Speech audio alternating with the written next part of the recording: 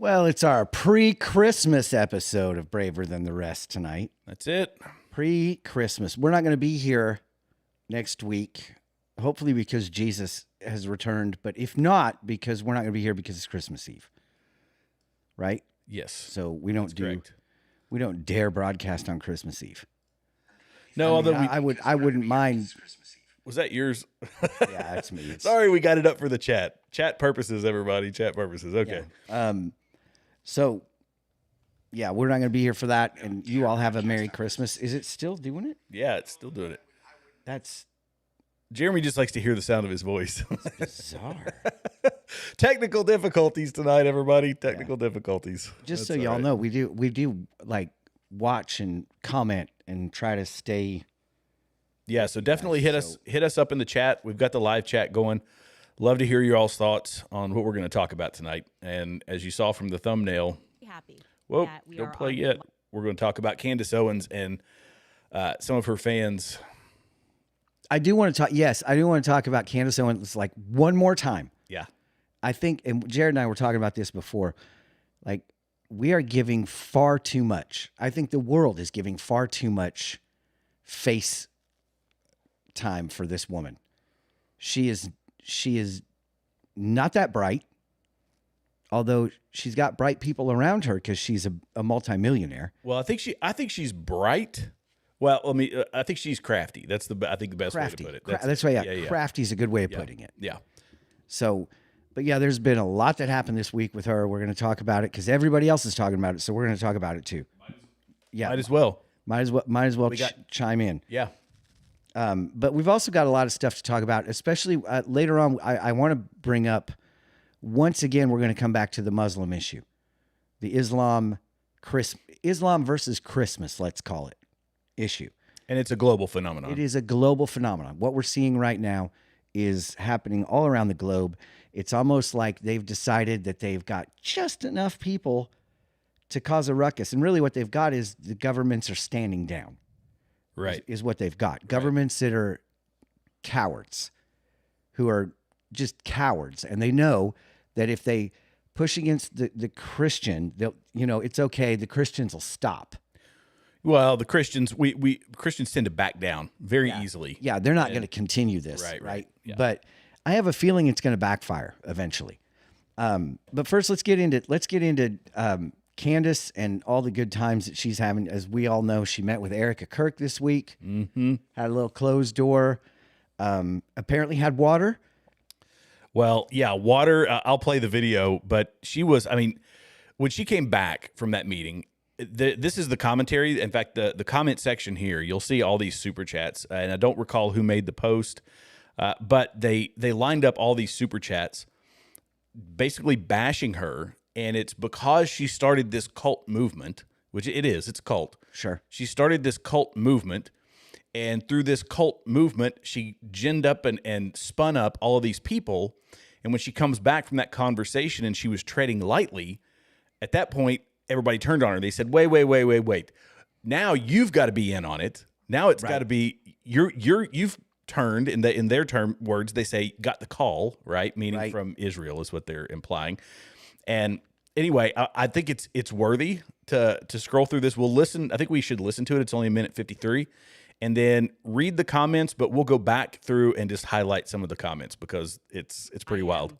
Just to say this, very happy that we are on much better feet and that we have opened the lines of communication. I do genuinely think that Justin Strife did a great job reffing that conversation yesterday. And I also do want to shout out Megyn Kelly because we were trying to make this happen in the background really since Blake Neff fumbled the first invite. And thank you. That's in large part because of you guys at home that were like, what the F was that? And I think that they got enough flack that they were like, okay, we got to fix this. But I want to commend him for making that happen, for being the person that, kind of rolled up his sleeves and was like, okay, let's actually make a conversation happen and start answering some questions, which I think was done well. And Megyn Kelly, who was initially going to, when we were going to live stream the conversation before the Barry Weiss moment, Megyn Kelly offered to ref that conversation. I felt like she would have done a very good job. I do think that she has kept it very even. She has not been hysterical and it's demonic, it's evil, how dare Candace? And I appreciated that. She has said, I don't agree with Candace, but I also don't think that she's doing this because she's been possessed by a demon. I think she actually believes these things, and I do. And I have a right to believe those things. And I don't feel any differently about the people that I mentioned on the show that I think are shady at Turning Point USA. And with time, we'll see whether or not I was right. I think that's really what. So this, I just love the fact that she has to bring up demonic possession. Because if you've got to run on the platform of I'm not demonically possessed, you probably have to reevaluate your positioning. Yeah. I would think. I mean, well, listen to this last part. This is go listen to this last bit. Conversation. Mr. Bruce Lee writes, people in the chat, many other channels are not hearing what they want to hear, so it's automatically, well, Candace got paid. The chats are so botted. It's better to actually look at comments after the episode to see what people think. And we've had so many people talk about how there are so many bots in the chat. And so she's blaming all these comments on bots, but this is like let's see. Fuentes, if you see this, please expose who this actor is and who funds her. You have a green light. Wow, this breaks my heart. This is because she walked softly. yes. Relatively softly after her meeting with Erika Kirk, and her fans they're just like one right after the other. Somebody gave her $50 to say this is just a word salad. She is rambling. Sad to say, but you are not passing the vibe check, which is one of her phrases. The market is always right. The chat is overwhelmingly saying you are not the same. There were people. There were people that were actually saying that this isn't her. That they have, Right. and they actually believe this. Yeah, they were saying check behind the ears. Yeah. Implying that she's some sort of a clone or whatever. Yeah, or bot or robot or whatever. Yeah, it's like, Well, like, you let us down. Our only hope purchased, lost us. Like, it's wild stuff. There was one guy in here that gave, this one here. We provide biohazard cleanup services in Texas if you need us ever. And he dropped a $500 super chat. All to say, how dare you go to a meeting with this person and come back and walk softly. And yeah, it's a brutal beatdown. And that's how you know when the cult leader has lost their cult, it's messy. Yeah. Well, and it is. I imagine for her it is messy because now where do you go from here? Like, she's doubling down on some things, right? Yeah. I mean, you made the comment about she's going back to Macron. She's going back to that whole thing, Right. But it seems like she got slapped around a little bit in this meeting. Well, here's my take. My take is lawyers were involved. Now, she said, I've got a clip somewhere in here of her saying that there were lawyers on a Zoom call or on some sort of a call that was part of this 4.5-hour meeting. My suspicion is these lawyers also said, we get it. You're going down this road, but you are implicating TPUSA. You're getting to defamation territory. Yes. If you keep going at the same level you're going, lawsuits are going to ensue. Yes. I agree. I think she was threatened by TPUSA. I think she was probably threatened by individuals who she has named that are like, hey, you know what? No, you don't bring my name into this. Yeah. And they're going to go after her. I wouldn't be surprised if some of them secretly are actually going after her. I wouldn't be surprised if she started getting cease and desist letters and started getting letters to say, hey, one more word and we're coming after you. Well, I think Mikey McCoy he's a prime candidate for that because she has been going after, and I listened to the whole Piers Morgan interview that she did.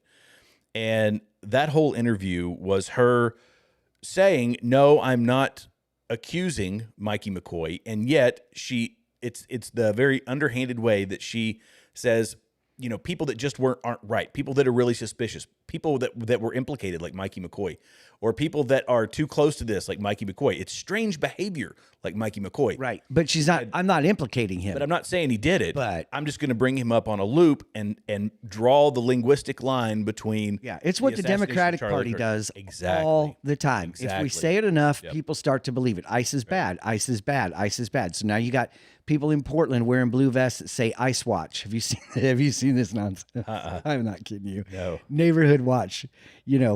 Angry bitter moms that don't have soccer practice till 3:30 are out there with their blue vests on that say in magic marker ICE Watch, and they stand out there and watch for ICE like they're going to do something about it. Just like Candace, the left uses what I affectionately, I'm not me, I didn't coin the term, but wine moms Wine moms is a good term. right? So the wine moms need something to do, and she has sold them a true crime narrative. The novel. The left has sold them guilt, and Well, the other one, CNN. Today, I was working, and the person I was working for had CNN on the whole day and MSNBC, and both of those channels didn't stop reporting on the Venezuelan boat that was shot and then shot again. Right, that which is now 2 months old. yeah, this something story. like that. But it's like, can you believe this? And they had experts on.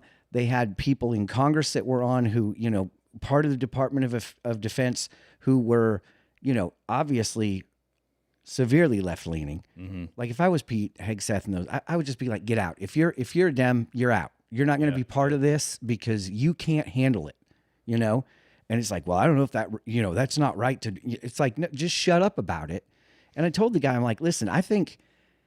Because he said, these people didn't even get a trial and whatever. I'm like, well, since when do you have to try people? Terrorists, yeah. Yeah, that are a terrorist org. Well, they can't. I mean, I guess, because Trump declared them a terrorist organization, they can get around Congress. And I'm like, a good thing they can get around Congress with this, right? Because otherwise nothing would get done. We've been fighting a global war on drugs for how long? Yeah. And this is the first time we're seeing something actually happen about it. They've had the biggest busts in history. They're stopping the flow. And for some reason, we're angry about that.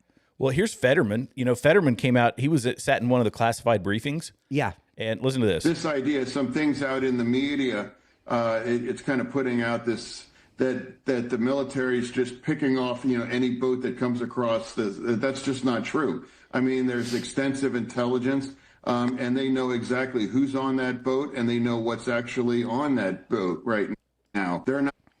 So, I mean, there you go, straight from the mouth of babes. No, that's saying straight from the mouth of babes. But yeah, I mean, anyway. Yeah. So at any rate, it's like this is the echo chamber. When you hear it enough, wine moms are going to go out and I can't believe they're doing that. Well, let's talk about these poor Venezuelans. Right. Wait, you mean these poor people transporting fentanyl that your son is probably going to ingest and die from? Yeah. Those poor people. Yeah. Yeah, 100,000 people they've taken out. Yeah. Give me a break. Yeah. So let's go ahead and play the Pierce Morgan because this is good. Yeah, and this is kind of looping back to. We like to say circling back. Oh yeah, let's Jared. pull a Jen Psaki. We're going to circle back. Circle on back to this. Circle back, but circling back, Candace got attacked by her viewers, by her cult members, because she walked softly. So when she went on Piers Morgan, and this is why that word salad comment, the one that I read a while ago, part of the super chats, it really struck home with me because that's all she ever does. They're calling her out on word salad because she was saying things that they didn't like. Yeah. Instead, they want her to do word salad that They like. right? And she went on Piers Morgan, and it was kind of like an apology tour of, okay, let me get back on board with all the silly things that I'd talked about before. But if you haven't followed him, Milk Bar TV, you can see it up in the top right on X. Follow Milk Bar TV, Nathan Livingstone. He does these amazing mashups of whether it's around Candace or any number of things. He does great mashups to try to disprove or to show hypocrisy or to highlight. I mean, he's doing really good work. Yeah. Have been pulled Milk off. Bar and Continue Freedom. Yeah, and follow Continue both, Freedom. That's yeah. my other channel. Yeah, Okay, yeah. Go ahead. Let's watch her salad. Obviously, for this to have been pulled off, there had to have been multiple people involved. There had to have been people at Turning Point that were complicit in having this happen.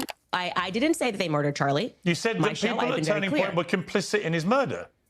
No, my exact sentence that I said was that there were people at Turning Point who are engaged in a cover-up. No, you I didn't. believe Sorry, that you didn't. thoroughly. Candace, you didn't say that. You said literally. I did say that they on were, my entire You said show. there were people at Turning Point complicit in No. his murder. Okay. That's what you said. Obviously, for this to have been pulled off, there had to have been multiple people involved. There had to have been people at Turning Point that were complicit in having this happen. You No. said complicit Okay, in the murder. Because I said who at Turning Point let was me involved clarify for you. in his murder. And Let you me said, clarify for you. Okay, you can keep saying what I said, or you can listen to what I am saying. Okay. When I was using the analogy of JFK and we were connecting it, I was basically pushing back on you because you were suggesting that all of these people being involved would be crazy. So I was applying the No, I analogy said of I what don't happened know. to JFK. Well, you actually, if you go back and I listen, said, I don't know JFK's assassination. And we recently had a lot of the files released, which did not conclusively prove any of these things, right? Now, again, I don't know what happened to JFK. No, make it clear. Piers, I really think you're not holding on to your thoughts Candace, here correctly. let me spell out my thought very... Had to have been people at Turning Point that were complicit in having this happen. My entire You said there were people at Turning Point complicit in his murder. Okay. That's what you said. I really think you're not holding on to your thoughts Candace, here correctly. let me spell out my thought very... It's classic. It's how can you contradict yourself? You're so certain about all of these things. But they do it. You say nonsense with such certainty, people believe it. If you say lies with great confidence, people will believe it. People will lap that up because they're not doing all the research. And you've got a show making millions of dollars. You got researchers. You got people feeding you whatever. And she takes it, runs with it, says it with confidence. And yet in this one interview, contradicting herself over and over and over again. With one interview. One interview. One interview. And I mean, you think about this. So this is what the politicians have done for centuries, right? Or like forever. Yeah. I mean, you look at Biden, you look at Kamala. I will say, I'm sure there's stuff about Trump, but Trump says what Trump wants to say and doesn't care, right? So there isn't really a lot of real back. Well, I never said that. No, he'd be like, yeah, I said that. I mean, look at what he's doing, what he said he would do. Like, I'm going to go out and deport them all. Like, Yeah. No, that's mean. I don't care if it's mean. It's right. This is what's right to do. Yeah. This is what's right. Well, no, our nation was built on immigrants. Yes, you're right. Legal ones, ones that came and did it. Right. And we were built on settlers. And assimilation. Right. And, on and on it goes. And, so it's almost like you sit back and go, he is different. He broke the mold. Now, there are things about him I don't care for. What happened with the Rob Reiner situation? Yeah. Right? Poor taste. Don't care if you can't stand the person. If that's going to be something that you're, text the person directly. Don't put it out there for everybody to see. Yeah. But, there's things that he does that that's Trump. Sometimes you go, oh, that's just so incredibly uncouth, so unprofessional. Yeah. He doesn't care. He just doesn't care. He is who he is. But yeah, let's do. So this is a couple more that have to be brought up. This I highly recommend people go and watch. I'm not a Piers Morgan fan. No, I'm not either. I like his accent. That's about it. Right. I can't. He has stopped doing, not entirely, but he has slowed down a lot of that. Just people sitting there and yelling at each other for 45 minutes. Yeah. That drives me nuts because there is no fruitful conversation in that. No. It makes for fun and entertaining social media, but it's not legitimate conversations. He's been doing more, I feel like, and maybe I'm misreading it or it's just what I'm consuming. He's doing more of these one-on-one interviews where he's pressing people, and sometimes he misses the mark. He did with Nick Fuentes. He completely missed the mark on that one. But nonetheless, in this one, I feel like he did a significantly better job. This is, again, showing Candace Owens making a statement that is verifiably false because we're going to play the clip that refutes it. It was emphatic in the CBS thing that she wanted you to stop with the conspiracy theories, or maybe you've got it all right. And all of this stuff is true, and it's all involving the Israelis and Egypt and Turning Point in a mass conspiracy with this young kid, Tyler Robinson, brought in, and they're all involved in this dramatic murder of Charlie Kirk. Maybe let's just assume for a moment you're 100% right. But she did tell you publicly before you met to stop. What's clear is you're not going to stop. So is she okay with you now continuing to talk about your theories, or does she still want you to stop? Well, she didn't ask me to stop. If that's the question that you're asking, is throughout that meeting, did she say, did publicly, obviously. So your response to that is what? I'm telling you that then we had a conversation, and I was not asked throughout that conversation to stop. And to the contrary, I shared information that I had, and I got information from them. Right. That helped. So you will carry on. Focus. You will carry on. Yes. With the theories. Yes. Until I feel confident of who killed Charlie Kirk, I will not stop investigating this. And it's not an investigation. No, I will not stop speculating. I will not stop speculating, ginning up, false stories and conspiracies and the Egyptian planes. And she still says, but we have to. I mean, she said that in Mr. Candace Owens. Excuse me. In that particular conversation she had with her, She didn't say to stop, but I think the American people see loud and clear. Like, this is one time her interview an with employee Barry of Weiss, Turning Point. which She has been one of the main peddlers of these conspiracies, and she is making a huge amount of money on it. She is building her business off of these lies. What do you want to say to her and the other people that are putting these lies out into the world right now? Stop. That's it. That's all I have to say. Stop. I think that's pretty clear. I think it's pretty clear. I mean, that was especially because she was talking specifically about Candace, Yeah. and she said, stop. And now Candace is saying she never told me to stop. Well, and we're taking Candace's word for it. Someone who in that very same interview lied to the viewers was either intentionally, she's either taking advantage of the fact that people aren't really tuned into the conversation and they're just there for the the spitfire back and forth, or she's doing it intentionally. She's saying, well, I can lie in this interview and just say a lot of word salad and nobody's actually going to notice, Right. or she's not that smart, she's not that bright, and so what I'm saying. Yeah, and a lot of people will be like, no, she is that bright. I don't know about that. Yeah, I'm not. Like I'm I not. said, I think her handlers are bright. I think that she is not the brightest bulb in On the Christmas shed. tree? Yeah, Yeah. and it's one of those things where you can see her, like that interview with Pierce where he's calling her out. You can see her stutter in her own mind, like like she's getting. It's almost like Rocky Balboa. She's been Apollo Creeding this whole situation just left and right, and just she's killing it. And now Rocky Balboa is starting to come back. Pierce is pushing back. Her own people are pushing back, and she's got to be feeling a little bit of pressure because her millions are going out the window. Mm-hmm. Now those super chats are those people are paying her a lot of money to read how disenfranchised they are by her at this point, which is kind of an oxymoron, isn't it? The whole reason she's doing it, is to make the money. They're giving her the money to tell her how much they think she's full of crap. Right. So it's just kind of an interesting thing. But yeah, go ahead. She was told to stop, and she's now not going to stop. And what's fascinating to me is, the information that Turning Point gave me, it's almost like she's trying to say is adding fuel to her fire. Right? Yeah. Where it's like, no, I don't think it's adding fuel. If it was adding fuel to the fire, you'd come out with both guns blazing. Instead, you're coming out like a whipped puppy. Yeah. And your people are angry about it. I think when it's to speak to the motives, I mean, we don't know inside. We're not inside of her head. We can only speculate as to what her motives are. We know the fruits of what she's doing, which is division, and we'll talk about that in a little while. Yeah. Politically speaking, dividing a movement that was unified and moving. I feel like still moving the country in the right direction.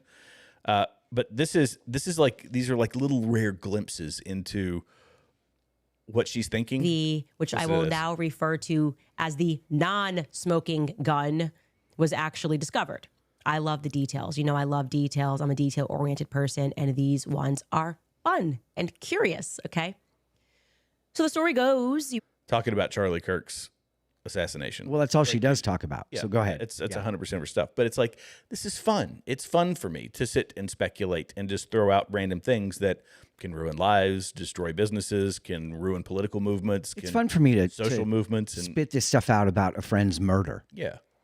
They're fun. It's fun. We're Jared, here it's so for fun. fun, I guys. enjoy It's it. Personally, it's great. It's uplifting. Okay, let's... But I mean, that just... The whole thing, and this is what I try to reiterate on my show whenever I talk about this, and I've talked about it a lot here recently, because people are interested in it. I mean, it's... When you're a small channel, you kind of... Yeah, you got to go where the algorithm where is. everybody is, where everybody wants to hear things and then give your opinion on it. So I've been offering a lot of my thoughts, my opinions, that sort of thing. You've been pulling a Candace. Well, yeah, more or less. I guess I you feel could say. I feel like. I feel like. But I keep telling people, look at the fruits of what people are doing and saying. Is it a unifying message? Is it a divisive message? Is it being done in good faith? Or is it being done for clicks and money? Is it being done for influence and power? Is it being done because of a grudge? Well, like, what is motivating somebody to sit and spend their time talking in front of a camera and addressing the American people? Because you never know when you're going to have thousands of people, tens of thousands of people, and it's the sub community, right? Because you get your subscribers, you get your community that you build, and then they have their own individual communities that they're talking to on their personal social media platforms, right? So your reach goes multiple times over whoever you're talking to. And are you leading people down the right direction, or down a righteous path, or not? Right. And that's what I'm trying to find out with other people like this that get a lot of power and influence and then misuse it. It's like a responsibility that you've got. You used the word a couple times, division, divider. Satan is called the accuser of the brethren. Uh-huh. In the Bible, the word accuser of the brethren there means divider of the brethren, divider of the church, divider of people. And I think it's fascinating because as a tool of the enemy, one of the biggest tools is to whisper the lies, speculations, right? The things that are a little bit like they're off. I mean, you heard Pierce going from now wait, it was the Egyptians, the Israelis, it's like there's 500 different organizations that had to come together. The Shriners, you've got whoever, like it just kept right, going, yeah. And you're like, all these people had to work together and one person took the shot. Like, this is a little bit outlandish. This is a little bit, I mean, he didn't say it, but he was speculating. This is a little bit outlandish. And I'm not speculating. I think it's a little bit outlandish that her claims have started with Israel and they've gone all the way around the globe back to Turning Point USA, right? She's got so many people implicated in this conspiracy of murder for Charlie Kirk that it is insanity and you can't actually follow it all. And she never actually gets back to I'll tell you tomorrow, some information came out and you'll never hear it. You never hear who the sources are. You never hear anything. And so you just it's just this giant rabbit trail. Yeah. That, when people start talking about these massive like when you're talking about Egypt and Israel, the FBI, the CIA, the B cult, and everybody else that she's laid out as complicit, Turning Point USA, right? All that. I was trying to find the quote, and there was, you remember when it was Watergate, they talked about how the whole conspiracy around Watergate fell apart. I think it was Watergate. And the guy who made the quote, he said, this is how I know that, what was it? I think he was talking about the Bible. He said, this is how I know that the Bible is true. Because, people that make accusations that the Bible was adjusted and altered. And over the years, he said, the most powerful government ever to exist with these, secretive organizations and all these, and he said, we couldn't keep a lie together for 6 weeks. Right. Maybe it was around Iran-Contra. Something like that. Some big event. But he said, we couldn't keep a lie for 6 weeks. Do we think that a lie was kept for, 1,000 years? Yeah. But it's because you have conspiracies, there are leaks. We think that the government is the intel community is some Loctite group of people. That ain't the way that it works. No, they're a mess. Especially when you get other countries involved and all they're of a mess. That. Yeah, they're a mess. I mean, it is a mess. I think, the idea, the concept or the idea that we can actually do things in secret fully, like these Venezuela boats. We had Fetterman on saying they know what's on the boats, they know who's in the boats, and the rest of the media is going off about how, well, what if they're just fish? I mean, the comment I've heard multiple times, what if these are just fishermen? Well, they're not, because they know who's on the boats and they know what they're carrying. I mean, Fetterman says it, a Democrat said it. Yeah. Who is a Democrat by name only at this point. Well, he also said, this is from Breitbart, says military knows who and what's on the boat, quite frequently declines to strike. So basically saying that there are times where they're seeing the opportunity to strike and they don't. They show restraint because they don't know. And that's just good target identification. Yes. We had the same restrictions overseas. If you can't be, especially it was around civilians, if you can't verify the number of civilians that are present, then don't take the shot. You're not authorized to drop a bomb or, a rocket or whatever. And that's in war. And that's in wartime, right? So if you don't have, PID is what positive identification of your target, of what you're shooting at, who you're shooting at, all that sort of stuff. It doesn't have to be who, but what you're shooting at. If you know that there are IED emplacers somewhere, okay, yeah, but what's the collateral damage? We call it a CDE. It's a collateral damage estimate. And how many people do we think, based on the accuracy of the munition, the proximity to civilian, dwellings, markets, all that kind of stuff? There's a lot of restrictions that go into it. So when they strike something like that, you better know that they know what's on the boat. Yeah. And there are, if you imagine a boat hauling 20 tons of fentanyl, and you say, well, we could strike these 6 guys, but we think that there's just a random migrant dude that hopped on the boat. Right. Can't strike it. No, you can.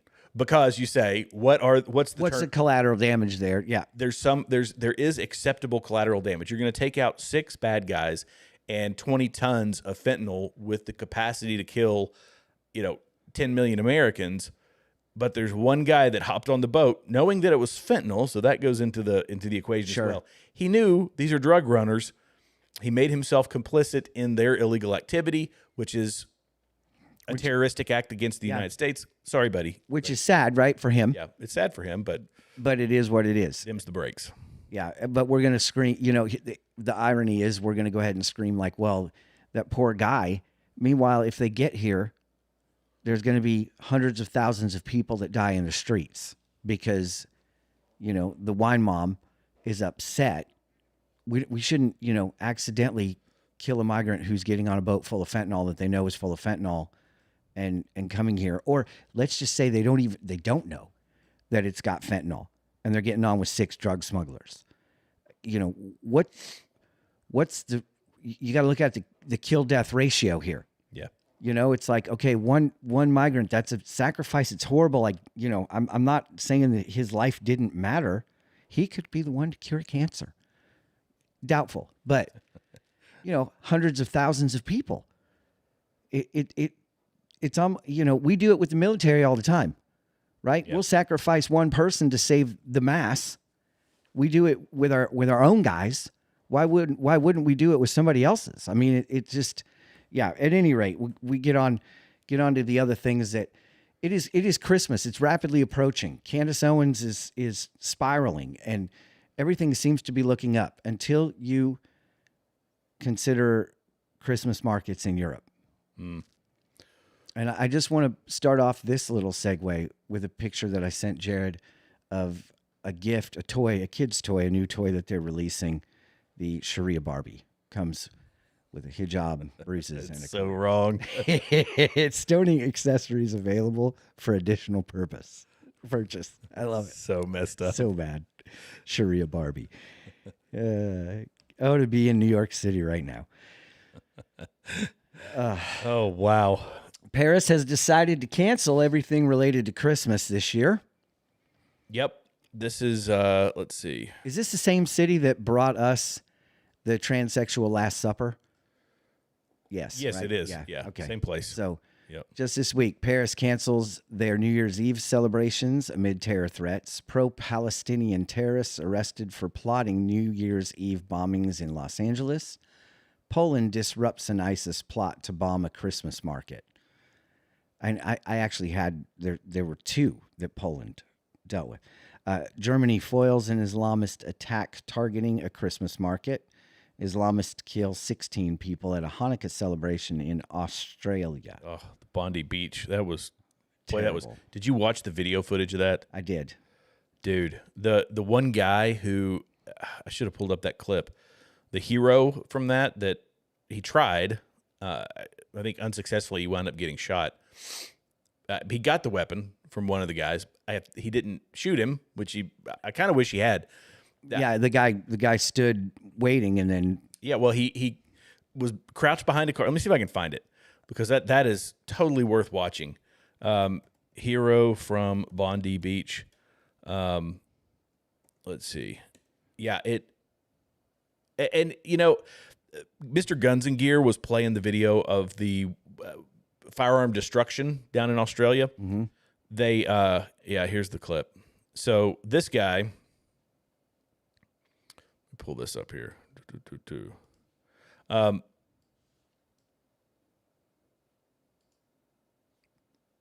we go. Oh! That is the point where to double tap, man. But in a place like Australia, that's a criminal charge right there. If you're because that plays into castle doctrine, right? You don't know if that guy is or is not a threat. This guy stoops down with the rifle. He's about to leave it, but he actually gets in the prone position or kneels behind that tree and starts returning fire at the guy up on the bridge. Mm-hmm. And then the guy on the bridge sees him, turns around, and that guy gets shot. The appropriate action, in my opinion, you don't know if that guy is or is not a threat, but a double tap seems perfect. I don't know if I can say that on YouTube. I might get us kicked off of YouTube. We're probably already kicked off. I said trans, so. Well, but I mean, you know what I'm saying? I hear what you're saying. At least take out a leg.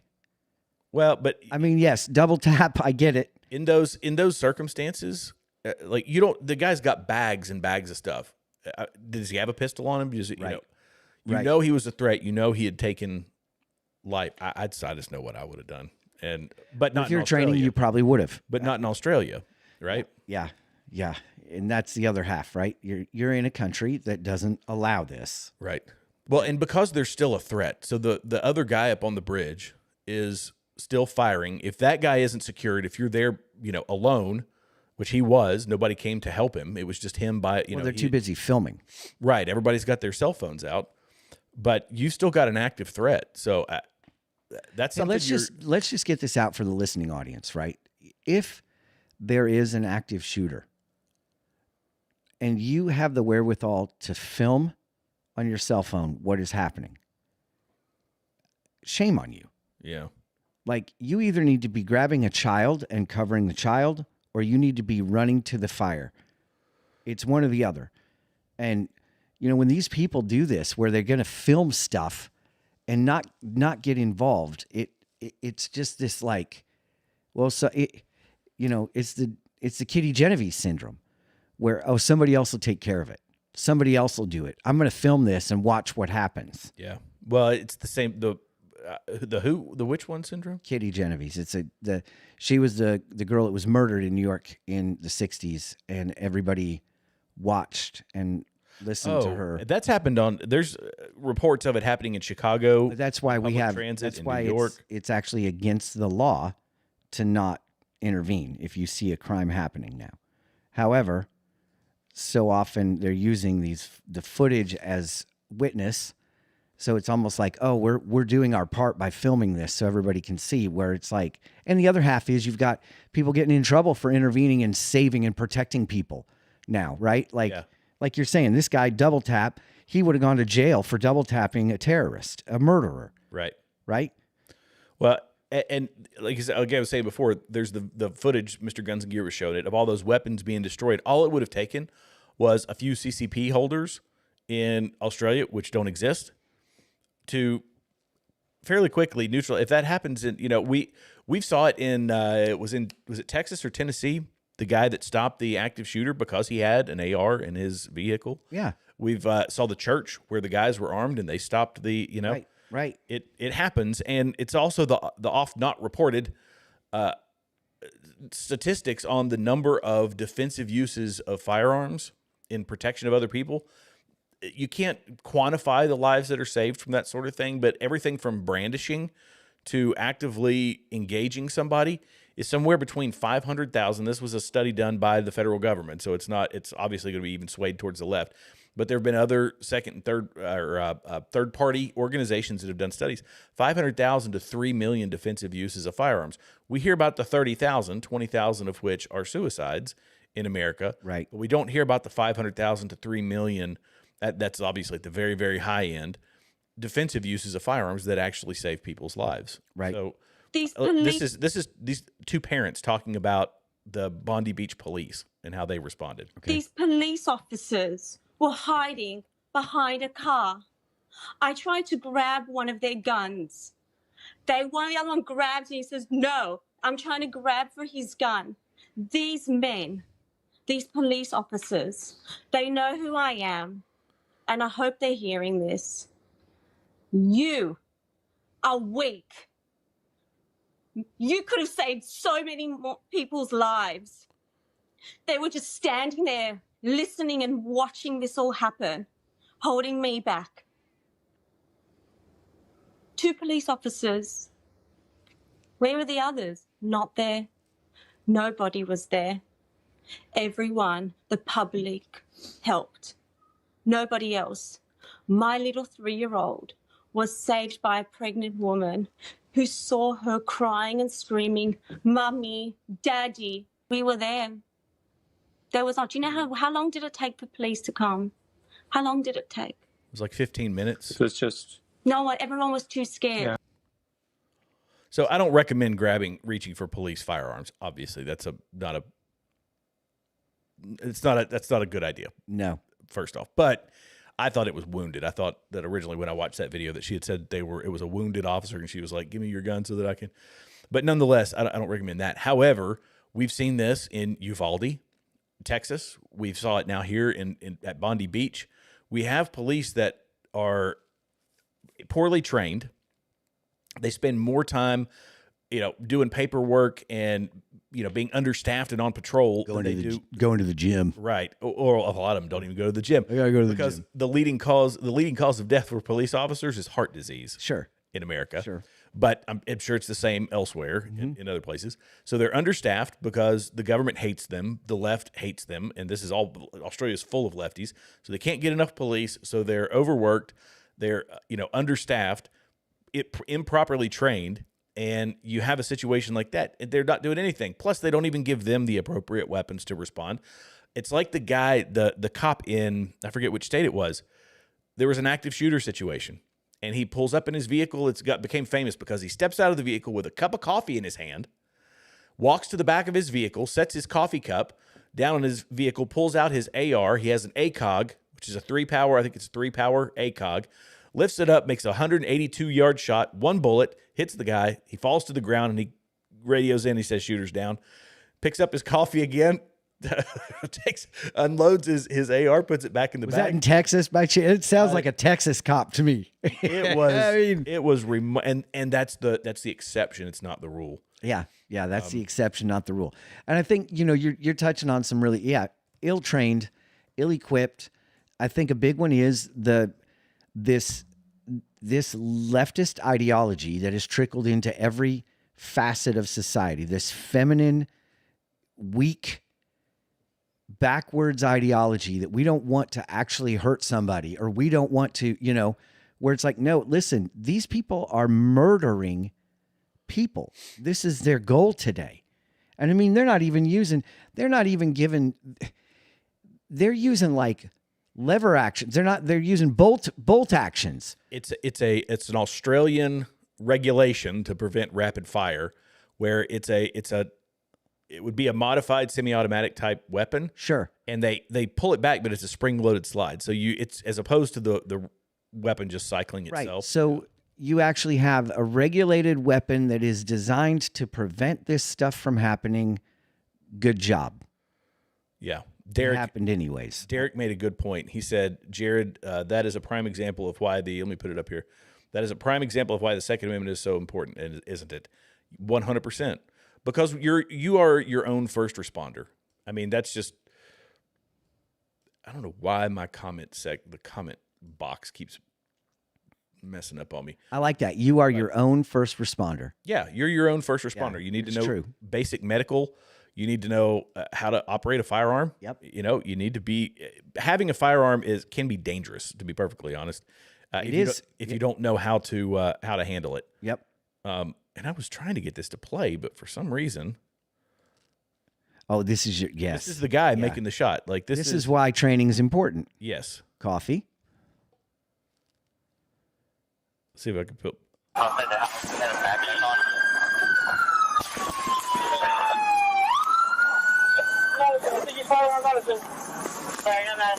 I assume I can play this on YouTube. I don't know.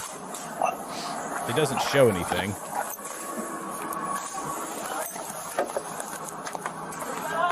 All right, he reloaded. 183 yards, by the way. Are those shots coming from the out? don't know. X-ray 316, shot fired, suspects down. That's it, 183-yard shot. That's it. And that's what, honestly, most of our police should be able to do something like that. Yeah. But instead they hide. Not all of them. No. Plenty, I mean, there's plenty of brave ones. I don't want to sound like I'm disparaging all police. No, but I mean, getting back to this, just in from this week, all these things are canceled, bombings, blah, blah, blah. There's a common theme in all of it. Islamist, pro-Palestinian, Islamist. Yeah. Every one of them. Every one of them. You know, we've got footage of the Christmas markets and the attempts and the just disgusting behavior that's going on and is actually it's allowed to go on around the globe where Islamists are saying, no, you're not going to celebrate Christmas while we're here. Right. You know, pulling down the Christmas tree, shutting down Christmas markets. Stockholm, Sweden.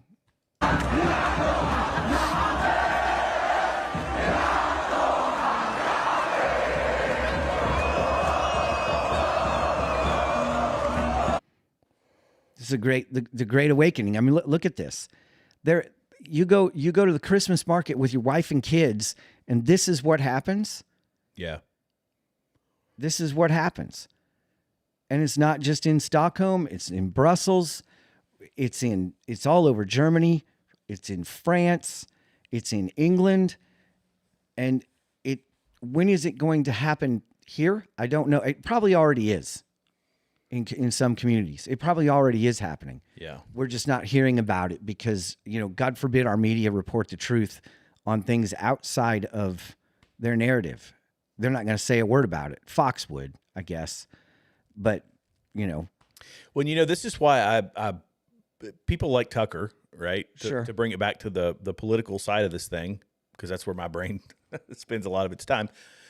This is the sort of thing they're trying to excuse. When he says that, Sharia law, I don't know if you've heard, but it's bad, or that he has more in common with people from Qatar than he does, any other country. I'm sorry, but I was talking about in Qatar.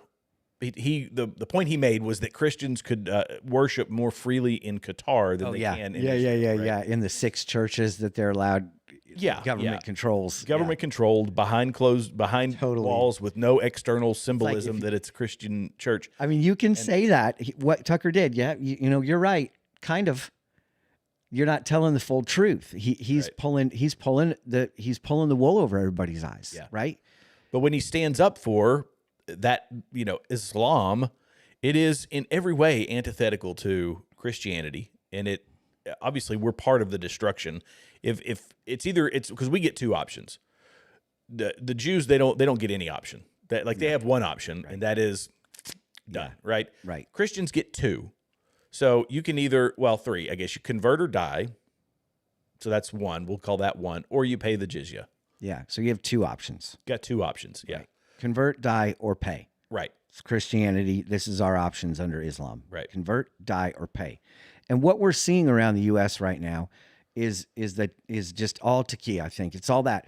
It's all the lie of trying to become friends with or to appear to be good or to appear. I mean, Mondami's a great example of that. In all appearances, great guy, funny, charismatic. He's, he would just as soon watch you bleed. Yeah. But he's not going to show you that. It is demonic. Yeah. It is demonic. I mean, it's controlled by a demonic spirit. It's everything about it's demonic. They put one of their holy sites on the Temple Mount where Yahweh was because Satan wants to be God. Remember, the highest form of flattery is imitation, right? Yeah. I mean, he wants to be God. And so he's going to do everything he can to supplant God, to be where God is supposed to be or wants to be, right? So it's all this, it is so incredibly evil. Yeah. And here we are, the birth of Christ. We're celebrating the birth of Christ, a person that they believe to be holy and a prophet. And this is what starts to make no sense to me. Only for acceptance. It's only. I mean, it's that there's the. I don't know if you've heard of the Meccan. I think it's called the Meccan and Medinan not phases, but the basically two parts of the Quran. And one part is when he was in Mecca, he had no power, had no influence, had no authority, and so that's where all the love your neighbor and love people and be good and kind and all that stuff came from. And then when he was in Medina, he was a powerful He was person. empowered. He had Yeah. and so that's His writings all changed at that point. Right. So it became increasingly more aggressive over time. And I forget the apologist I was listening to. They did a very, very interesting deep dive on it. But that's part of the deception too. You got to play nice, lie a little. You got to be a little deceptive. And they say, well, no, that's only for warfare.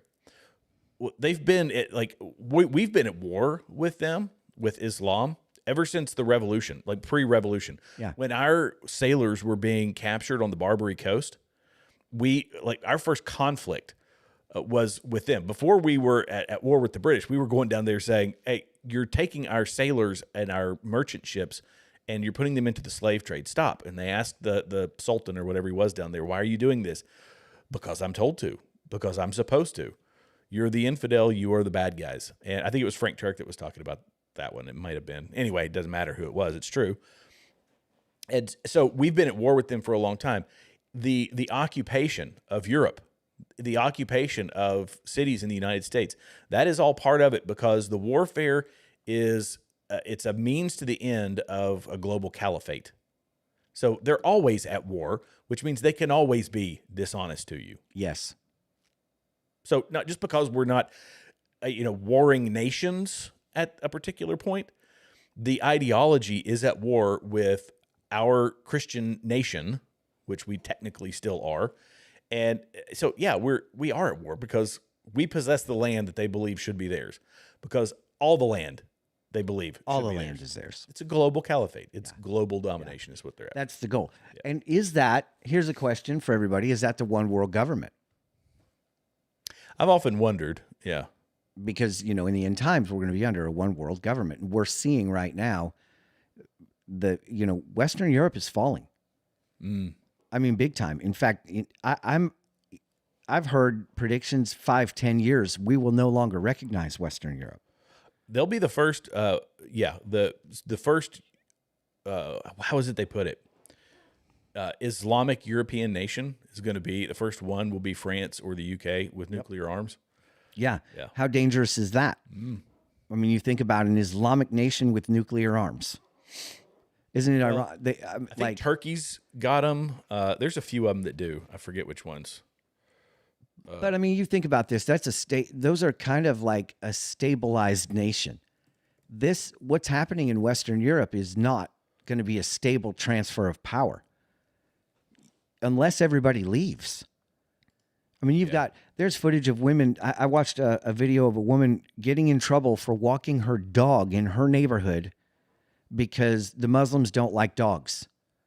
You can't walk your dog out here. They're Muslims. In France, women are walking pigs to keep the Muslim men away from them.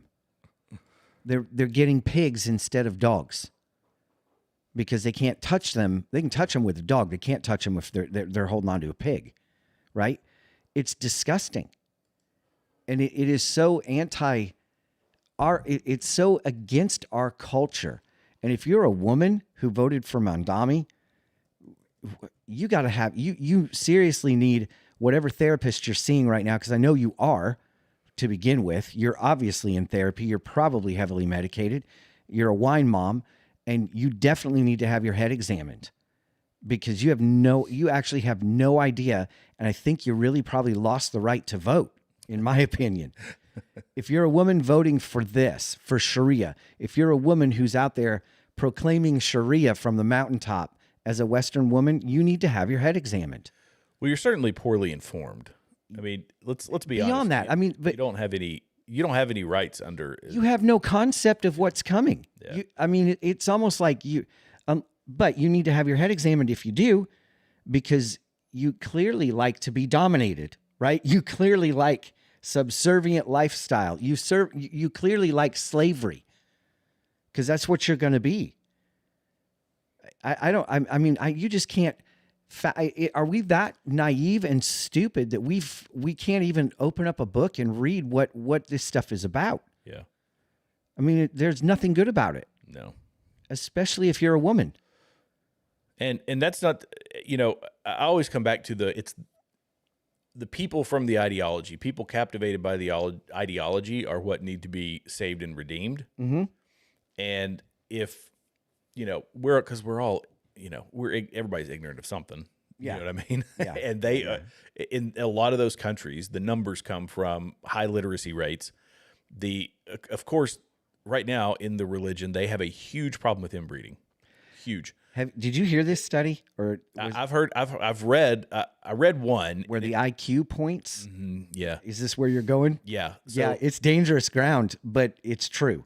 Oh, it is. It's very true. So the number of people marrying their first cousin is astronomically high, which has led to a rapid decline in overall IQ.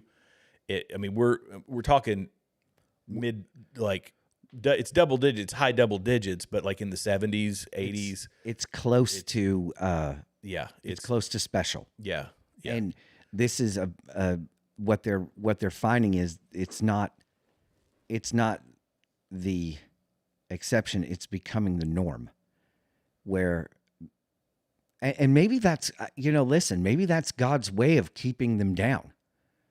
I don't know. I'm just throwing that out there, but maybe that's part of it, where it's like if they had the wherewithal to create things that could really do damage, right? That we really be in trouble. So God's, they're to a point now where it has gotten so bad that the IQ is. I'm going to find the numbers. I think I've got it in my notes. Yeah. Because it was astounding. When I read that study, and it was a few months ago, I read that study and went, ooh, how do we even talk about this? But we're talking about it now, and that's dangerous. But do you believe that, is that possible? Where if, imagine what the world would be like if they weren't. Yeah, I don't know. I'm trying to find it because I had a whole spreadsheet on it. In fact, now that I'm thinking, while you're looking, Derek has a question. We as Christians have to accept them, not only our religion and government, and we are threatened and killed. That's truly the work of the devil. The hard thing is, Derek, is yes, we do. We have to accept them. We have to love them. The Bible says to bless those who curse you, which is a hard thing to do. To love the unlovable. It doesn't mean, however, we roll over and play dead. It doesn't mean that we just pretend that we're fine with everything. I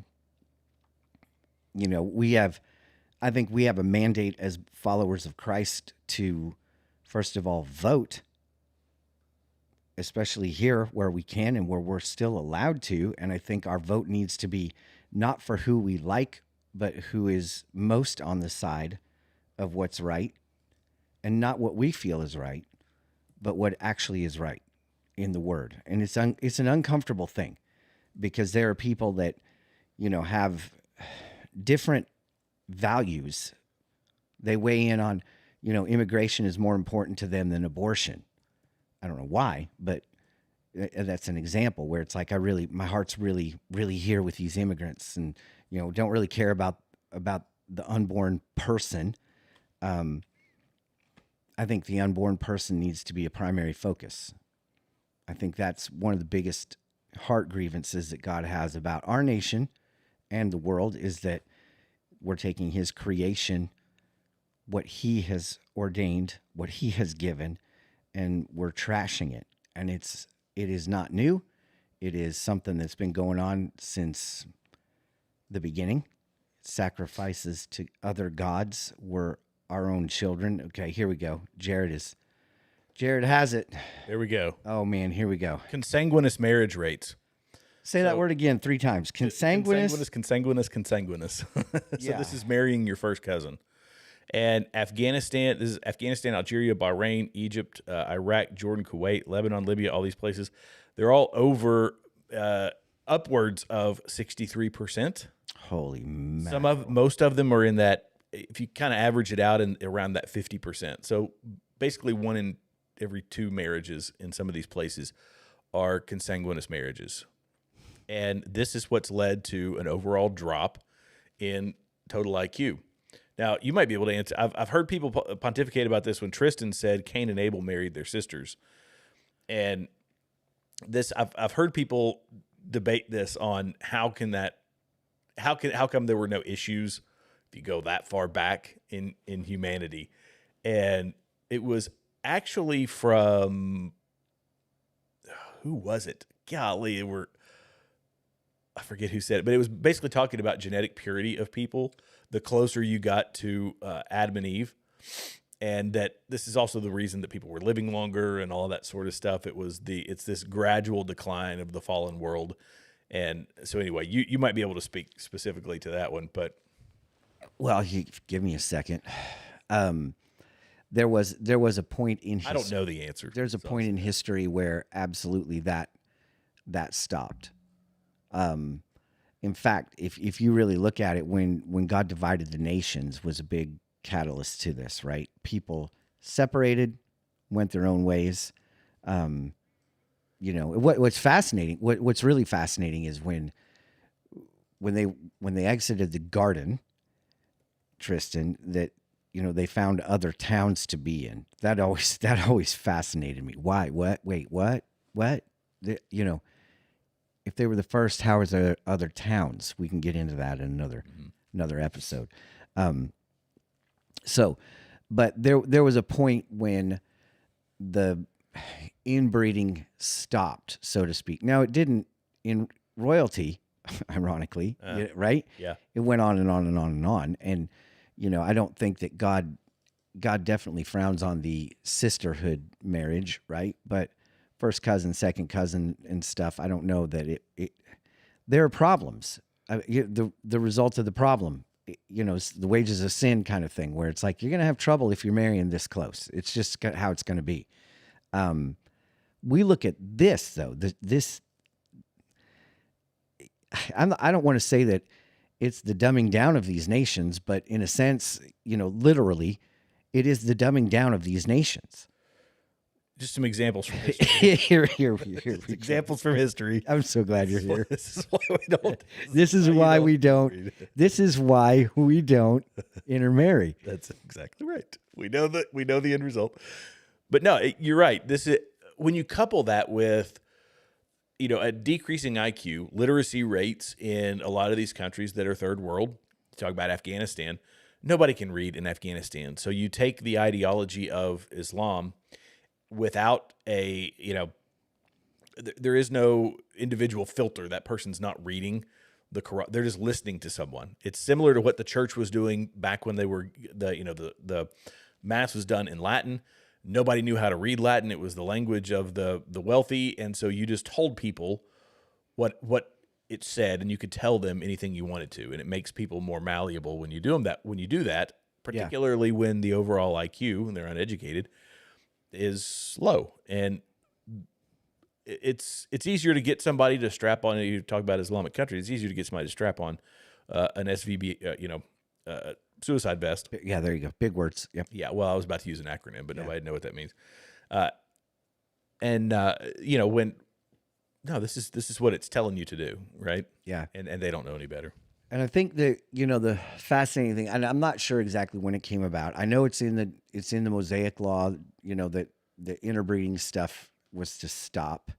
Not sure exactly where, off the top of my head, we can look it up. But up until that point, there's just so many things here to get into. So I believe, not to sound like Candace, but I believe that our seed wasn't the only seed that was here at that time. Oh yeah, yeah, okay. And so there becomes a whole nother realm of what does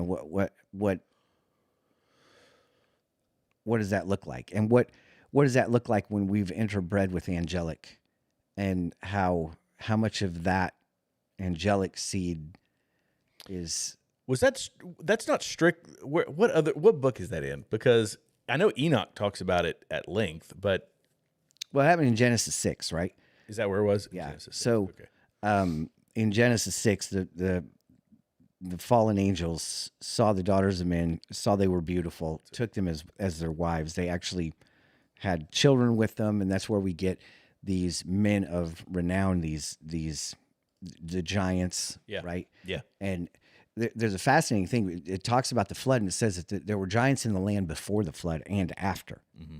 And so there's a speculation that people go, oh well, God created the flood to wipe out all the giants, which I'm sure he did. He wiped out the evil in humanity. But it says something interesting. It talks about Noah, and it talks about that he found Noah pure.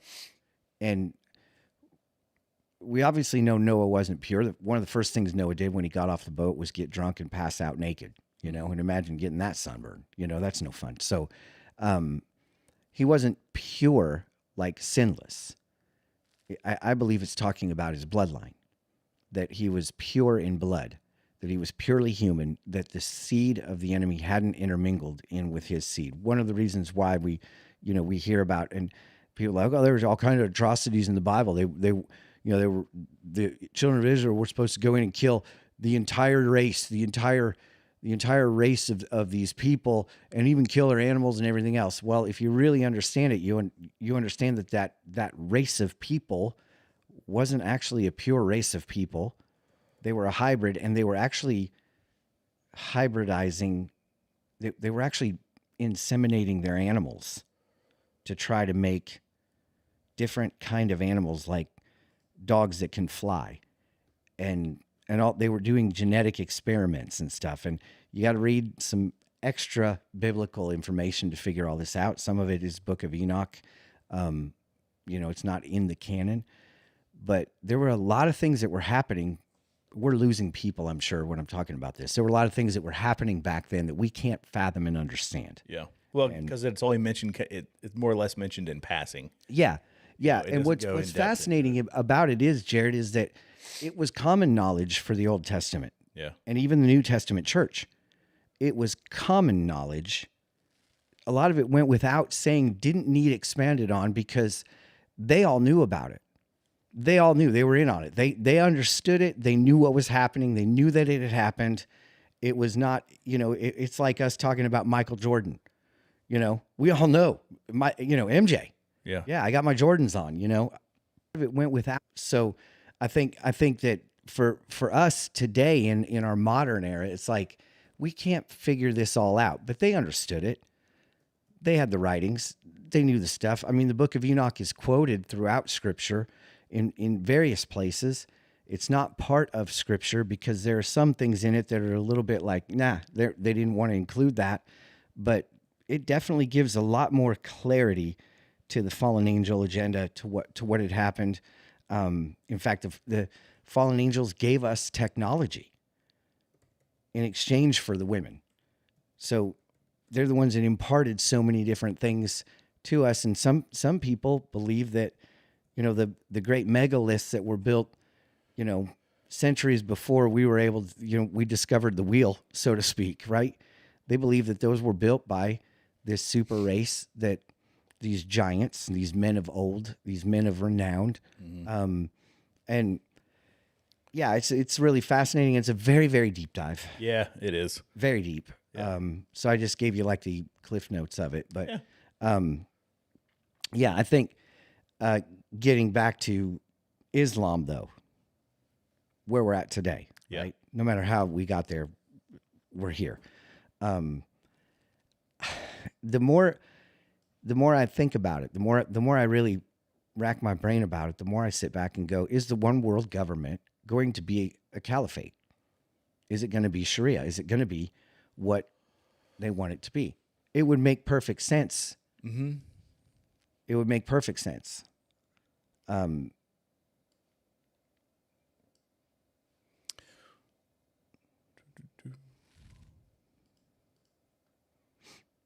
Yeah, just reading some of these comments.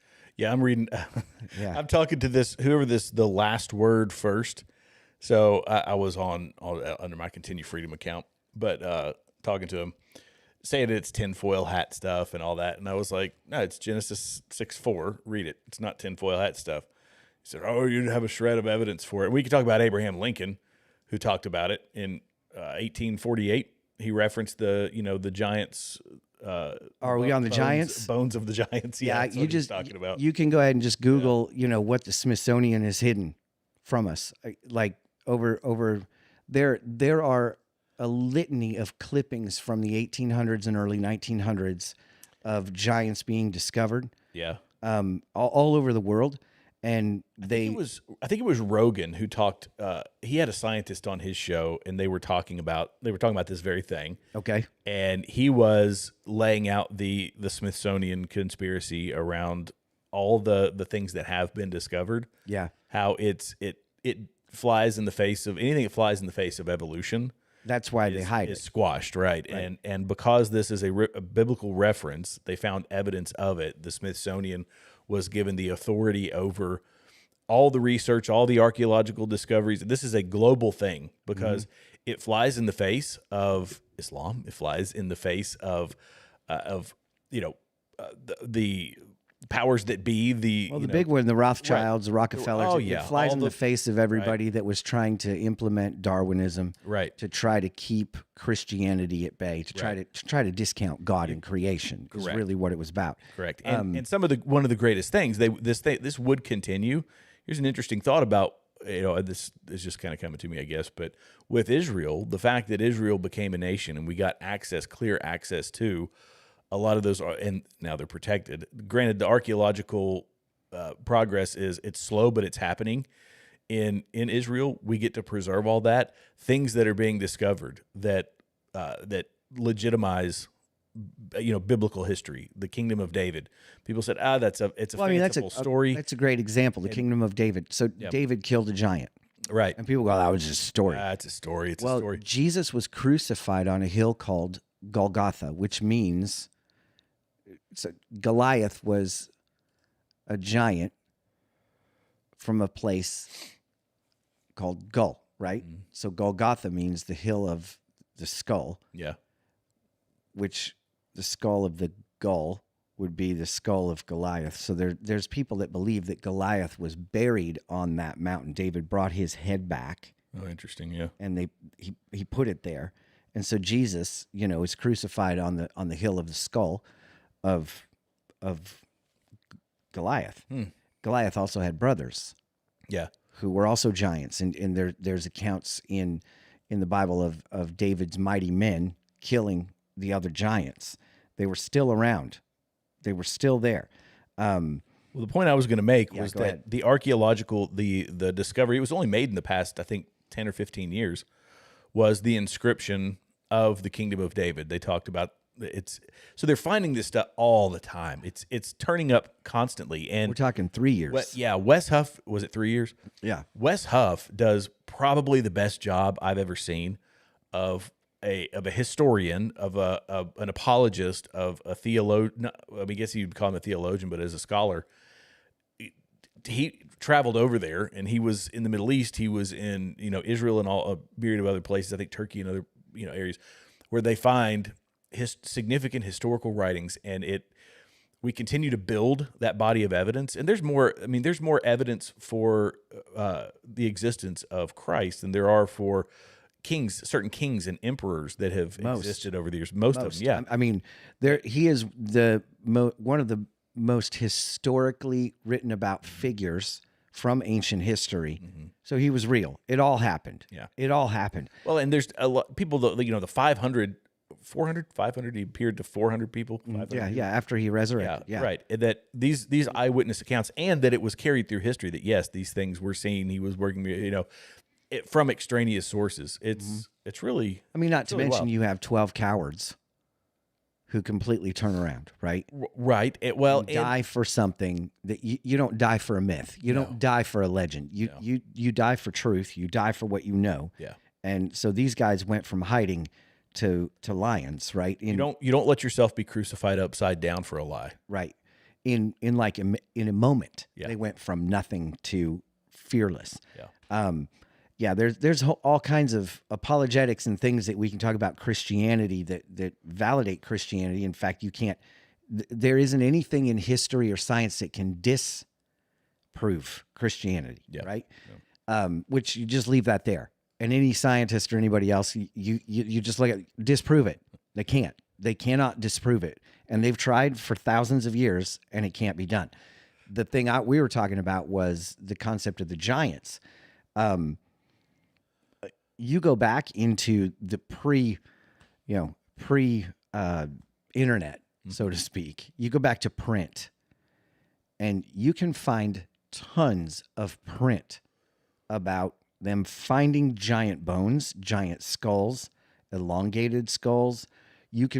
They're everywhere all over the world, and it's not just one or two anomalies. It's like to a point where they have to have a theory where all these giants were boarded as children and carried so that their skulls would elongate because of the board that the Indians, so to speak, would strap them to. The indigenous people would strap these giants to these boards, and as they were infants, and their skulls would elongate. No, they have a different skull. They have a different, because it's a hybrid race is what it is. They're not us. They're kind of us, but they're not us. And so it's this, people can call it a conspiracy. Yeah.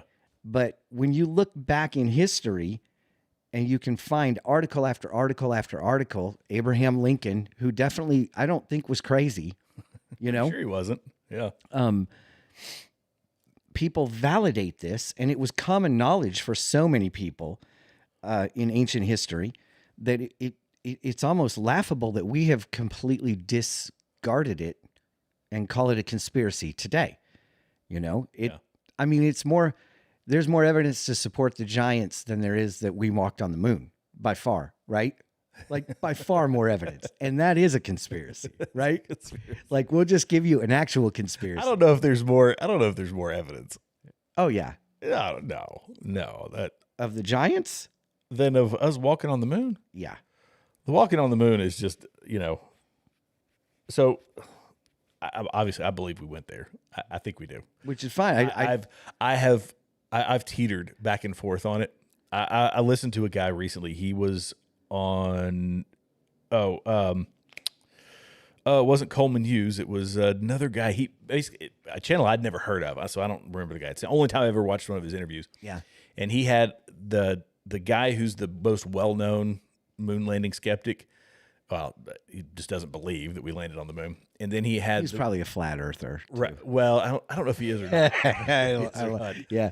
But he was on talking to one of the Apollo astronauts, one of the still living Apollo astronauts.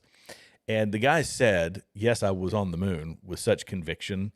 And it's not a, you know what I mean? He just like, I can't believe I know what I saw. I know where I was. I know what I did. Yeah. And yet there's still the question that we haven't left low Earth orbit since doing that. It's a lost technology. Now, you could take that same argument. People say, well, we've lost the technology. We didn't cultivate it. And even Elon Musk says, because we didn't pursue this any further, we lost certain technology and certain abilities. Well, Elon Musk has moved light years beyond, in just a few years, what NASA did in decades, and he still ain't done it. We've sent probes to the moon, and then you see the video that comes back from the probes on the moon.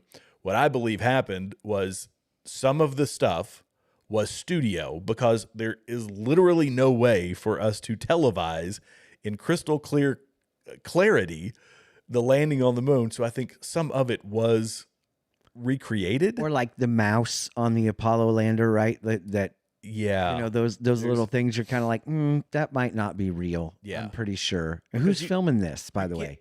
Like who? Right. There's all kinds of questions, when right? It takes off and the camera pans up perfectly. Nobody? We didn't leave somebody behind, right? That we're aware of, anyway. Right. I mean, there's Jim a lot. Bob could have said, Man, I'd love to get on the back of one of them rockets. You leave me up there, I don't mind. And listen, I'll film you leaving. at this point, it's okay to say it would be totally fine to say we didn't get there because Russia didn't either. Yeah. Right. Right. But then you see the video that we got from it, and then India, when they recently landed their probe on the moon, it was like dial-up internet speed video. Yeah. Choppy, bad, and you just think, come on, look. And they did that today. Like this was in the 60s. You know, like this. Yeah. This was not today. So I mean, yeah, there's anomalies around it. Yeah, I agree. But getting back to the, getting back to the, we digress. Which the funny thing is we actually aren't on this topic. Oh, Tristan says no one went to the moon. Okay, well, she speaks her mind, and I like that about her. The thing about the Giants, right? We'll get off of this real quick. Yeah. Number one, if it's in the Word, I believe it. Yeah. Okay. It says it in the Word that they existed before the flood and they existed after. It says how they came into being. I believe it. And there are people that I've talked to that I know, they're like, well, how could an angelic being, inseminate a human because angels don't have a package, or whatever, angels aren't built like we are, just blah, blah, blah, blah, blah. It's like, I looked at him, I'm like, I don't know, but it says it. So are you a Christ follower? Well, yeah. I mean, this person was in ministry. He was a pastor. Yeah. It's like, so you don't believe what the Bible says? Because I have a problem with you now at this point. If you're not going to believe the full counsel of the Bible, then... Well, and there's the Bible's pretty clear when it's alliteration or choosing figurative language versus literal language. Sure. And it's not a figurative thing. No, what is that figurative for? Because it was I mean, it was part of the justification, right? The justification for for sending a flood that humanity had become so incredibly evil that God had to wipe them out. Why was humanity so evil? Because there was a seed in humanity that was not from God. It didn't belong here. Yeah. And it had spread all over. And so you sit back and go, okay, I get it. At that point, if you're a thinking human, you go, I get it. Why did they have to destroy entire races? Because they were giants. When the spies come back and go, you know what? We're like grasshoppers in their sight. They weren't kidding. That wasn't figurative. Yeah. That was saying these are literal giants that we are going to have to go kick out of the land. Yeah. All right. And the amazing thing is this is where the worshipers go out before the nation of Israel. And I love this story where the worshipers went before them. I know people on worship teams that couldn't beat their way out of a paper bag. They had nothing to do with the battle. God went before them and wiped these people out. It's that simple. It's that simple. God went before them. The worshipers went out before the army. They were worshiping Yahweh. God went before them and wiped out the giants. That's how it had to be. Just like Jericho. They did, it was unorthodox. And people go, well, they try to figure out how the walls of Jericho fell by them marching around it, by them blowing their shofars. And they did. Yeah. It happened because God made it happen. So, yeah, I mean, it's fascinating. Okay. The Bible is the most misinterpreted book of all time. That's a fair point. So says Derek the Great. Yeah. I still can't get over Tristan saying we didn't go to the moon. Yeah, well, she speaks her mind. I will say this, okay. Derek, I agree with you. I'm sorry, go ahead. I agree with you. It is the most misinterpreted book of all time because so many people that don't actually study the word try to impart the word. Yeah. And that's a dangerous place to be. If you don't know the word, don't speak the word. If you don't understand it, then how are you supposed to impart it? Yeah. And I think people nitpick. They love to pull bits and pieces out of context, right? Out of context, and you can make it say a lot of things that it never intended to not say. So, right. Now we serve a God that's big enough to take those blunders and turn them into good things, because His word never returns void. Yeah. The Bible says that. So if you speak His word, even out of context and everything else, God's big enough that He can arm wrestle that back into place. But It is. You're right. It is. It has been misinterpreted and abused by so many people that it is disgraceful. Well, I mean, and people even like David Koresh or Yeah, that's why. yeah. I mean, it's people can. It's For our younger listeners, It's why if you haven't seen the Book of Eli, that is one of my favorite stories, one of my favorite movies, because it Denzel is so good in that. Oh, he's unbelievable. But it is a good example of the power that it's a figurative representation of the power that the Bible holds. Now, I have a question for you though on that movie. Was it trying to say that he was blind? But by the way, it's a spoiler alert. Yeah, if you've never seen the Book of Eli, you've got spoiler alert. I don't think it was trying to say it. He was. He was blind. Yes. Okay. And I made that argument with somebody. I was like, he was blind. And they said, no. He just knew how to read Braille. And I said, no, he's actually blind. And all of that whole process, saving him, interacting, acting as though he's normal, was God preserving his word through the valley of death. Though I walk through the valley of the shadow of death, I will fear no evil. Right.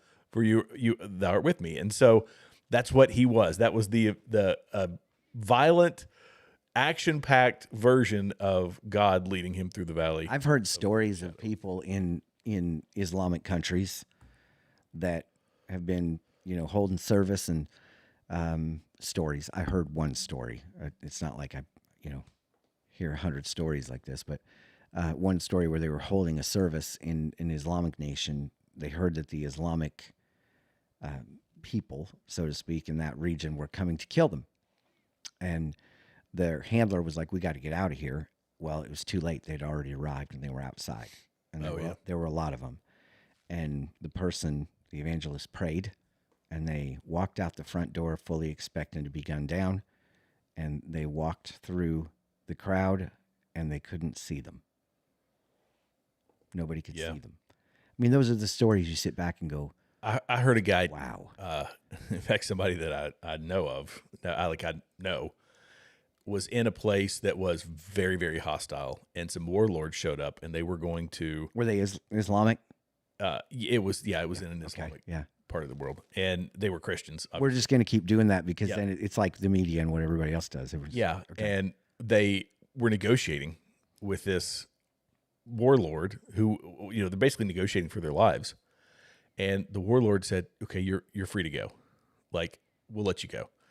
And come to find out through their translator and all of this, in the conversation, he said the guy was referencing the big men that he had with him, like he had no guards. He had no but this is what they saw. Right. They saw the guards. And they were terrified of them. Yes. And they were, you can go. We don't want to mess with those dudes. Yeah. But those dudes didn't. Yeah, it's like they existed, but not existed. It was really, really wild. The pastor that ISIS drug out to kill during the big ISIS thing, and lions came out of the desert and mauled the ISIS people, and they found out that there's no lions there, but there were that day. Those are the moments you sit back and go, yeah, let's just go ahead and discount God. I mean, there were witnesses that saw the lions tear apart the ISIS people.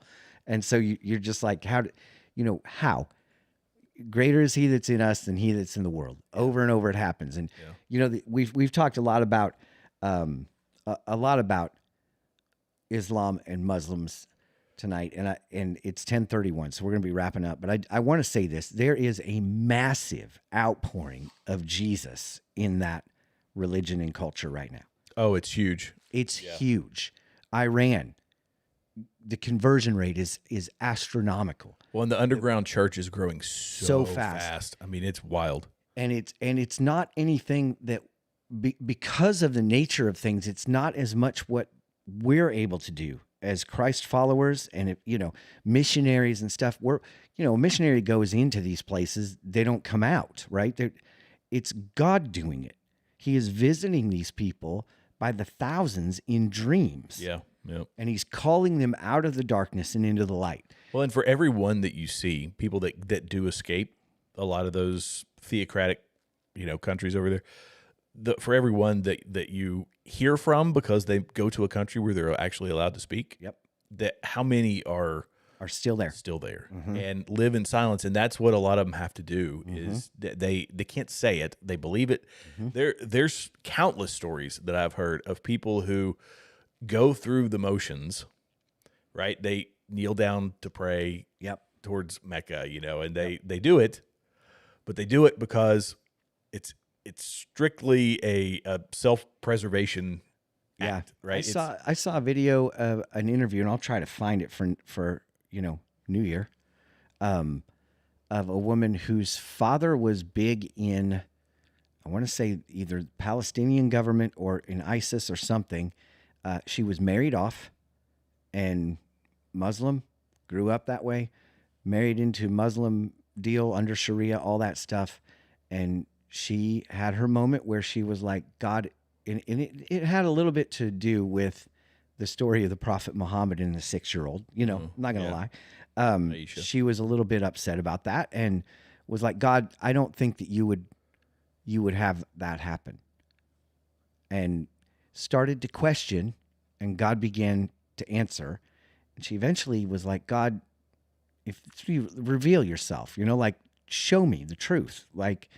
And she came to the knowledge of Christ and the truth, and stayed there, married under Sharia as a follower of Christ, and never said a word for a long time, where it was almost like she was hiding, right?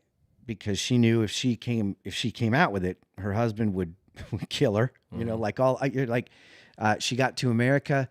Her husband had went away on business or something, and she had her chance to go and file for divorce to get away from him because he was going to kill her, got a restraining order against him, everything else, and got out from underneath that and is serving Christ. But the fascinating thing is she's not alone. The women, especially because they don't have a voice, you don't know what God is doing among the women. We hear about the men that leave. We don't hear so much about the women that leave because they're not as vocal about it. Yeah. And there's many that are still there trapped who are, not able to do anything about it. They can't leave home unless he lets them. They can't, you know what I mean? Sure. So they're having their visions of Christ. They're coming to Christ, and they have to stay underneath this thing. And so, I don't want this show to be about bashing Islam and bashing Muslims. Right. There are many they're great people. I mean, they're people. Yeah. They're just people, but they're deceived, and we need to pray that that the veil is lifted from their eyes before it's too late, because Christ is going to return. Every knee is going to bow. Every tongue is going to confess that Jesus is Lord. And if you're watching tonight and you don't believe that, if you call that a conspiracy, I feel sorry for you, because you're hearing these words now. Jesus is real. He is the most historically accurate figure that has ever been. There are more records about him. He is the most written about person from antiquity, period. No scholar disputes that. Why do you? If you're sitting here and go, this isn't real, well, what are you, more educated than most of the people that do this for a living? I doubt it. I doubt you're a Harvard professor. And if you are, chime in. Yeah. Right? Because those guys believe he existed. It all happened. Antiquity shows it. History shows it. Why don't you? It was a large number of people for a certain period of time. My understanding, anyway, of this, don't to his back, but there was a large percentage of people who did question his existence until this became basically it's now common. I'm phrasing this poorly. People used to just accept it. It was the rare, number of people. But then the skeptics came along, and people tried to get on board with the skeptics, saying, "Well, he might not have existed. He might not have existed." And now that number has plummeted. It is most of academia says, "Okay, yeah, he was." Academia says the opposite of what academia is like. This is historic fact. Yeah. And so when people come at me like Jesus never existed, I'm like, really? Because everybody that is against Christianity believes he did. Why don't you? I mean, do your homework. When you're going to come at somebody with this, do your homework. you can't deny the existence of Christ, because those people who actually study and have the fellowships to do so and have all the resources to disprove it cannot disprove it. And they sit back and go, well, I guess it really happened. And, find me one that doesn't believe that. He's going to be the needle in the haystack of the educated. So not that we follow academia. I mean, really, because, look, they've led us astray many times. Darwinism, for example, right? Theory of evolution. But you can't discount the history and the writings and all the things that have come out. And more is coming out every day. Like you were saying earlier, there's more coming out. We're not done. Yeah. And so I feel bad for our Islamic brothers and sisters, though, who just need the veil pulled. Because every knee is going to bow. Every tongue is going to confess. That's what his word says. They're going to bow and they're going to confess that Jesus is Lord. One day. And not that he's a prophet, not that he's a good historic figure, but that he is the King of Kings, the Lord of Lords, the beginning and the end, the everlasting one, the one who is still living. That's the key. Buddha, Muhammad, you can find their corpses. You cannot find his. And so I would just challenge you. If you don't know Christ, I guarantee you know somebody who professes to be a follower of Christ. And I want you to ask them questions. I'd say get into the Bible, but Derek, I love what Derek said. So it gets misinterpreted so much, right? Find somebody to partner with you as you go on the journey of discovering Jesus. It's very important. And I would encourage you to find that person. Let that be maybe even like a New Year's resolution. I want to be a better person. Okay, find Jesus. If you, Frank Turek says this. I know I quote him a lot, but he's a good guy. Is that when somebody plays Beethoven bad, you don't blame Beethoven. You blame the person playing Beethoven, right? And that's when you find people who there's so many not disenfranchised people that separated themselves from Christianity because they had a bad experience. Mm-hmm. That's somebody playing Beethoven bad. So many people have playing the Bible bad. What they call church hurt. Oh yeah. And it's like, really, you're going to let people have that much control over you? The church hurt argument is like, to me, that's kind of weak. That's weak. Poor you, get over it. Jesus didn't do that. Somebody in the church did that. I get it. Are you going to have work hurt too now? You're not going to go to work ever again because you had work hurt one time? Oh, I got hurt at work. I can't have a job. You can become a Somali and live off the government forever. Anyway, okay, I'm done. It is now 10:40. Yeah. As always, we thank you guys for tuning in tonight. We thank you for all the conversation. Tristan, I am listening to I even shared snippets of it with Jared, what you sent me. Like, this is the rabbit trail she's on right now about the transhumanism and the Nephilim. It's good stuff. Yep. I'm a little sad though, because I feel like our podcast could be that. I feel like that's what it really is. Like, we just don't have 180,000 followers right. to ask us questions. So, right.